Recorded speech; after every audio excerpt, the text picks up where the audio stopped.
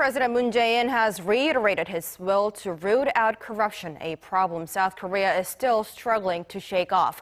On Monday, during a meeting with his top aides, the president singled out the defense industry in particular, saying shady behavior in that sector is not just wrong, it's potentially dangerous. Hwang Hojun reports.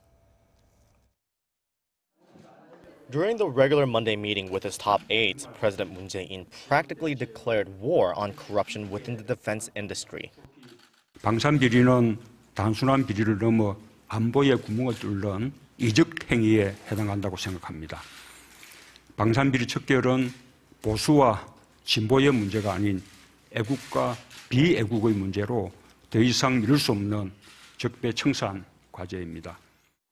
President Moon was indicating the recent scandal involving the Korea Aerospace Industries, Korea's defense giant.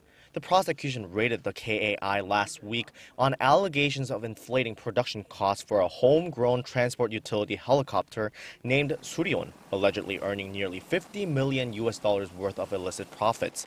Emphasizing that people expect corruption to be eliminated, the South Korean president said he will seek to reinstitutionalize a trans-government anti-corruption meeting, serving as the nation's control tower to prevent corruption in the future.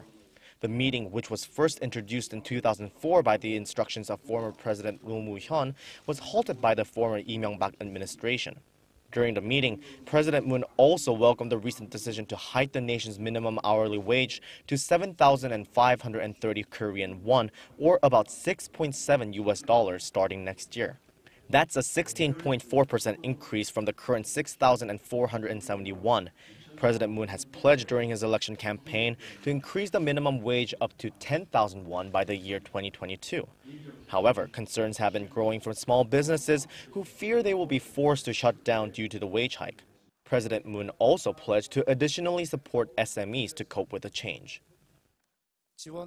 Such measures that were discussed include the financial support for the Job Stabilization Fund, reducing costs in management, establishing fair trade order, improving management conditions, and reinforcing competitive power. President Moon further asked for the cooperation of Congress for the bills that will be drawn up, hoping that with effort and support, they will be passed swiftly. Hwang Hojun, Arirang News.